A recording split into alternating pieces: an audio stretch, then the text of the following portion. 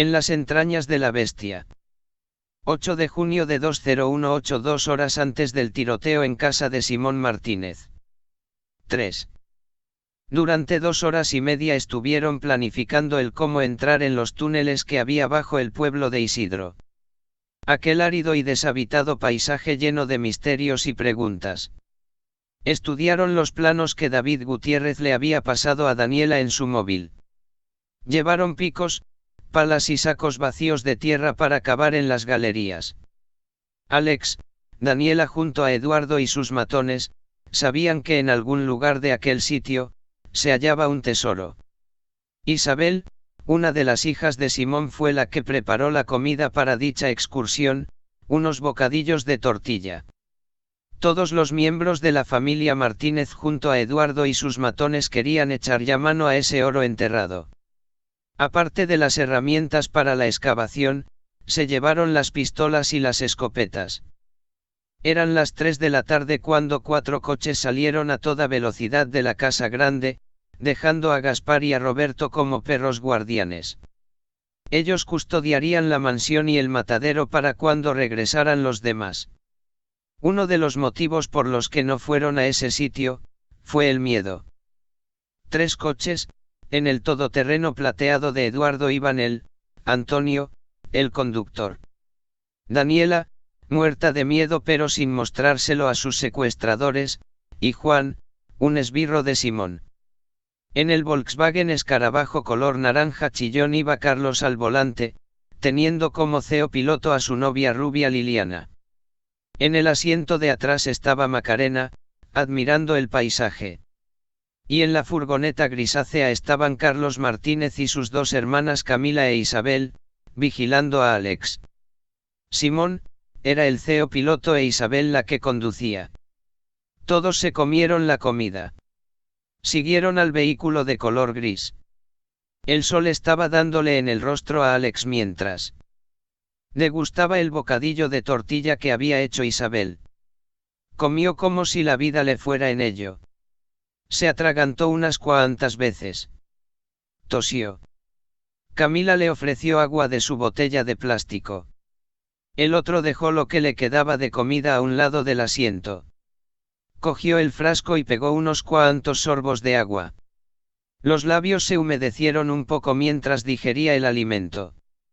Gracias, dijo este a Camila mientras le devolvía la botella. Ella lo cogió y siguió engullendo. Muy bueno el bocata, Isabel, dijo Alex, mirando a la conductora. Ella le hizo un ok con un pulgar. Después, él atisbó el maletín negro plateado entre las piernas de Carlos. Se fijó en que seguía teniendo la camiseta que llevaba con el pecho peludo al descubierto. Le dio asco cómo le olía el aliento cuando eructaba. Ponce preguntó mirando a Simón. ¿No te fías de tu hijo para que cuide el maletín? Bromeó, refiriéndose a Gaspar. Las chicas soltaron unas sonrisas mientras el padre respondía. No, del que no me he faído una es del otro. Ese socio de Eduardo. Contestó, refiriéndose a Roberto. Alex sonrió un poco mientras volvía la vista a donde había dejado el bocadillo. No estaba. Miró a Carlos escupir en él. Toma, cómetelo, bromeó Carlos mientras le devolvía su bocata a Alex. Alex se percató de la guarrería que tiró el bocata al suelo. Carlos le abofeteó, diciéndole. La comida no se tira. Carlos recogió el bocadillo y lo empezó a morder. Alex miró a otro lado, poniendo cara de asco. Camila, preocupada por Alex, partió un trozo de su bocata y se lo dio a este. El otro lo cogió mientras miraba a una de las ventanas pequeñas traseras. Engulló sin decir nada a ninguno de los secuestradores. El sol le dio en el rostro mientras contemplaba el paisaje.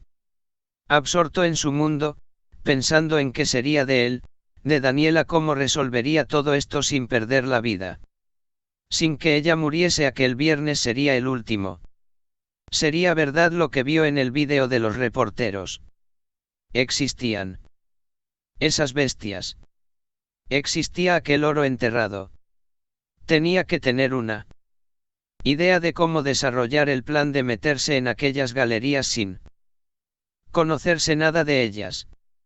Aquel plan, su plan de entrar en aquellos túneles, era suicida. Fue lo primero que pensó cuando soltó aquella frase de, sé dónde está el oro.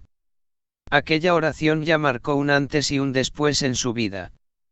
Sabía que tarde o temprano descubrirían aquella mentira. Que Liliana fue cómplice de cambiar los diamantes por piedras. Podrían estar en peligro él, Daniela, Liliana. Seré estúpido, se dijo a sí mismo mientras contemplaba el paisaje desértico. No había ninguna nube en el cielo. Solo un bochorno en el exterior, que invadía el interior del vehículo. Ni el aire acondicionado podía quitar todo el calor que hacía. Isabel subió un poco la temperatura para airearse. Todos sintieron un poco de fresco al cabo de un rato.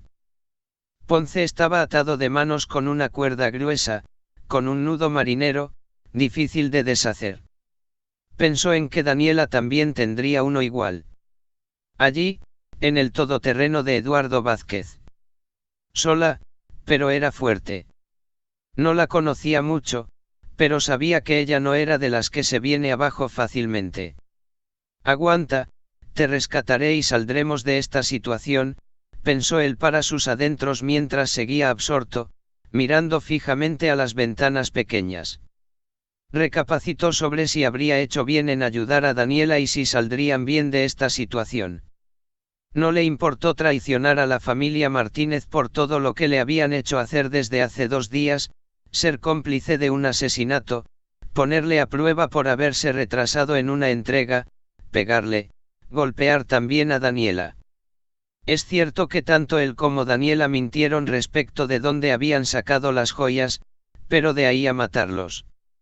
Bromeó mentalmente. Se miró a las manos. La camisa de tirantes adherida al cuerpo. Tenía escalofríos. De lo que le fuese a pasar.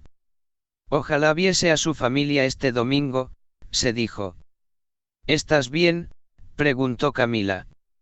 Alex la miró, admirando aún su cabello moreno suelto. Ella junto a Liliana eran las únicas que no eran tan malas como el resto de su familia. No había amistad entre ellos, pero sí respeto. Camila se bebió lo que le quedaba de agua en la botella de plástico. La arrugó y la tiró a un lado. Preguntó de nuevo al rehén. ¿Estás bien? Pareces ausente. Alex respondió al cabo con un monosílabo. Sí. Aquel sí no sonó muy convincente. Ella sabía que le ocurría algo y podía intuir por dónde iban los tiros. A Alex le gustaba Daniela, lo notó cuando estaban en casa de su padre, a punto de ser ejecutados por él y sus esbirros, pero tuvo la suerte, entre comillas, de que apareciese Eduardo. Tras eso, Ponce la defendió contando aquella historia sobre el oro, que no sabía si era verdad o no. Pero tanto Eduardo como la familia Martínez, estaban dejando que les guiase hasta Isidro. ¿La quieres, verdad?, preguntó Camila a Alex, preocupada por él. El preguntado no respondió. Ni siquiera cuando Carlos le lanzó su botella de agua a la nuca. Mi hermana te ha hecho una pregunta, gritó Carlos Martínez. Déjalo, pidió Camila. Su hermano le hizo caso y Simón preguntó a Alex con cara de perros. ¿Ahora por dónde, chacho? Sigue 3 kilómetros a la derecha, detrás de esas rocas, afirmó. Alex. Camila intuía que Alex les estaba llevando a una trampa, pero ¿cómo demostrarlo? Cuando estuvieron juntos él no la había hablado de esas minas, ni siquiera del pueblo de Isidro. Quizá a Ponce le dio por la exploración después de cortar con ella. ¿Existía aquel tesoro? Todas esas preguntas se le vinieron a la cabeza. Pero no podía decir nada, dado que no tenía ninguna prueba en contra de él. Ella, como todos los de aquel lugar, solo sabía las leyendas campestres difundidas por ahí. 3:45. Aquella